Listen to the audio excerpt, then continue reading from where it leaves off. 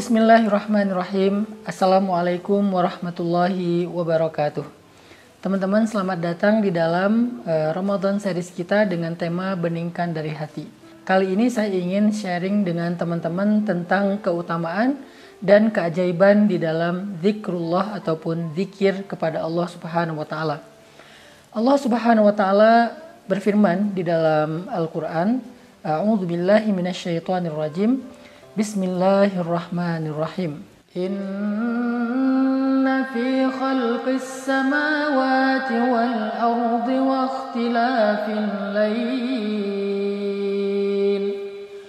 ikhtilafil laili wan nahari la ayatin liulil albab alladzina yadhkuruna Allaha qiyaman wa qu'udan wa 'ala junubihim alladzina yadhkuruna Allaha qiyaman wa qu'udan wa 'ala junubihim. Di dalam ayat tersebut Allah Subhanahu wa taala menjelaskan tentang ciri orang-orang yang cerdas atau disebut dengan istilah ulul albab. Ulul albab itu artinya orang yang memiliki pikiran yang cerdas, perasaan yang peka, dan hati yang lembut. Sehingga Allah Subhanahu wa taala memberikan mereka gelar dengan nama ulul albab. Nah, apa ciri-ciri orang yang ulul albab ini? Orang yang peka, orang yang hatinya halus atau lembut, orang yang pikirannya cerdas ataupun brilian. Siapa mereka? Apa ciri-ciri mereka? Ternyata salah satu di antara ciri-ciri mereka adalah yadhkurunallah. Mereka selalu mengingat Allah. Selalu mengingat Allah yang Allah istilahkan dalam keadaan qiyaman wa qu'udan wa 'ala junubihim.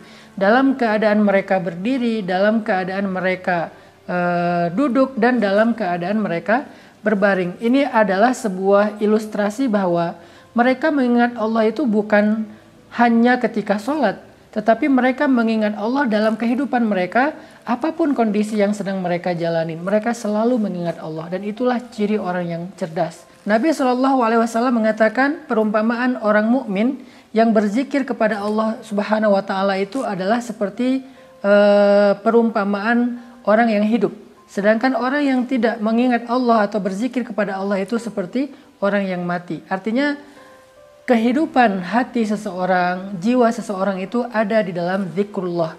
Sehingga bisa dikatakan hati yang tidak pernah berzikir, jiwa yang tidak pernah mengingat Allah, pikiran yang tidak pernah mengingat Allah, itu seperti jasad tanpa nyawa.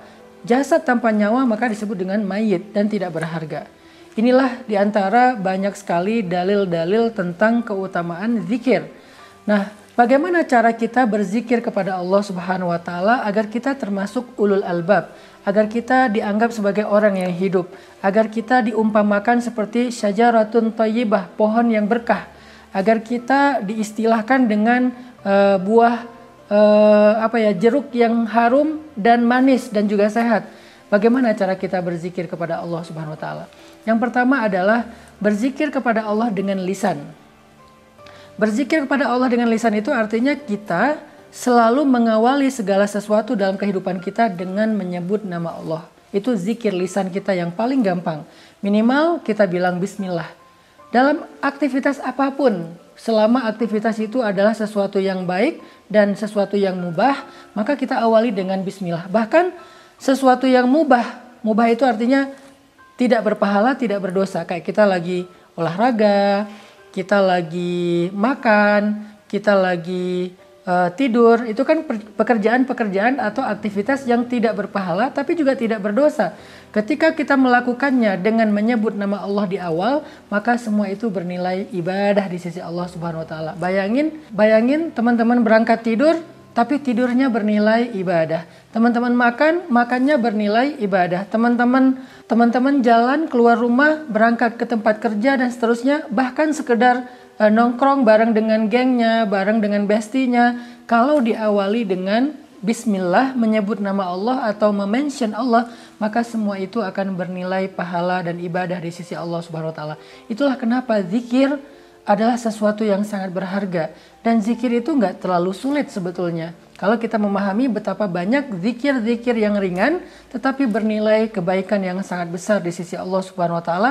Salah satunya adalah zikir dengan menyebut bismillah di awal setiap aktivitas kita. Kemudian kita juga bisa zikir lisan dengan cara menyebut nama Allah dalam hal-hal yang lain selain mengawali sebuah aktivitas. Misalnya ketika kita takjub melihat sesuatu, kita mengatakan Masya Allah, kita katakan Subhanallah. Ketika kita dalam keadaan lemah, kita bilang La haula wa la quwata illa billah. Ketika kita ngerasa sendiri, kita bilang Hasbiyallah wa ni'mal wakil. Ketika kita gelisah atau ketika kita merasa nggak nyaman, kita katakan A'udzubillahi minasyaitonirrajim. Banyak lagi kalimat-kalimat yang di dalamnya ada nama Allah, maka itu bermakna zikir. Dan kata Nabi, segala sesuatu yang di dalamnya ada nama Allah, maka Allah akan berikan keberkahan dan kebaikan. Ini adalah contoh-contoh dari zikir lisan. Nanti ada lagi zikir lisan yang ringan tetapi besar sekali pahalanya di sisi Allah. Kata Nabi, kalimatan khafifatan alal lisan, saqilatan fil mizan, habibatan ilar rahman. Ada dua kalimat yang diucapkan dengan lisan itu ringan banget, tetapi dia sangat berat timbangan kebaikan atau pahalanya di sisi Allah, dan juga sangat dicintai Allah kalimat ini. Apa dia? Subhanallahi wa bihamdih, subhanallahil azim. Jadi teman-teman, sehari sekali aja subhanallahi wa bihamdih, subhanallahil azim itu udah luar biasa. Bisa memberatkan timbangan kebaikan kita dalam satu hari itu loh. Apalagi kalau teman-teman bisa mengatakannya lebih dari sekali. Teman-teman juga bisa zikir lisan setelah sholat. La ilaha illallah, kemudian subhanallah, alhamdulillah, Allahu akbar 33 kali, dibiasain after sholat. Ini semuanya adalah bentuk zikrullah yang bernilai kebaikannya luar biasa, dan juga bukan sekedar pahala kebaikan di akhirat, tetapi juga berbentuk keberkahan dan kebaikan dalam kehidupan kita di dunia.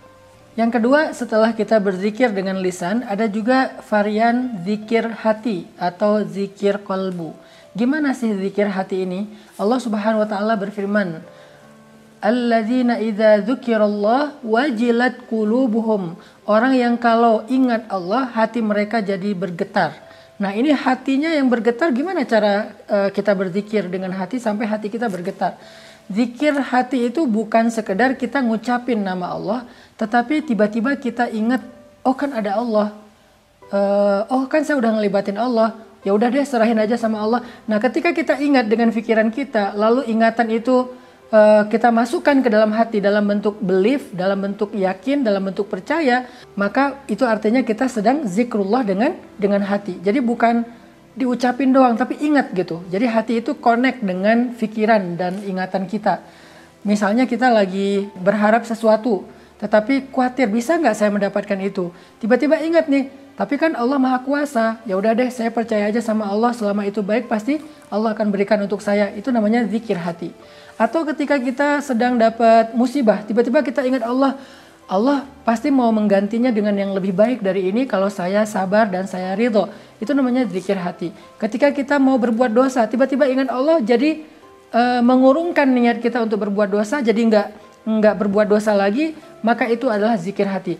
Orang yang kalau hatinya berzikir diawali dengan mengingat Allah, maka insya Allah hatinya akan menjadi tenang. Allah Subhanahu wa Ta'ala berfirman, Ala bidzikrillahi tatmainnul qulub. Bukankah dengan mengingat Allah hati menjadi tenang?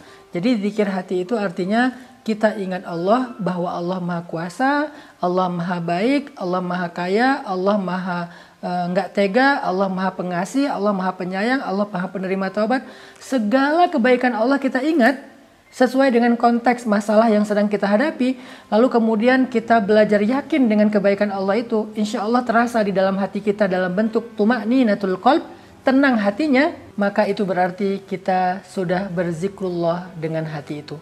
Semoga dengan dua bentuk zikir ini kita bisa mulai menjalankannya sedikit demi sedikit dalam kehidupan kita. Mulai dari zikir lisan, sebutkan nama Allah dalam segala aktivitas kita, sebutkan nama Allah dalam setiap ekspresi kita, takjub, sedih, senang, happy, segala macam. Sebutkan nama Allah di dalamnya. Kemudian yang kedua adalah zikir hati dan pikiran dengan cara kita ingat-ingat nih kebesaran Allah, kebaikan Allah. kemudian belajar yakin dengan semua kebaikan Allah itu sehingga terasa hati kita menjadi tenang. Dengan demikian insya Allah kita udah punya sebuah amalan riyadhah yang menjadi modal kebahagiaan kita di dunia bahkan di akhirat. Barakallahu fikum.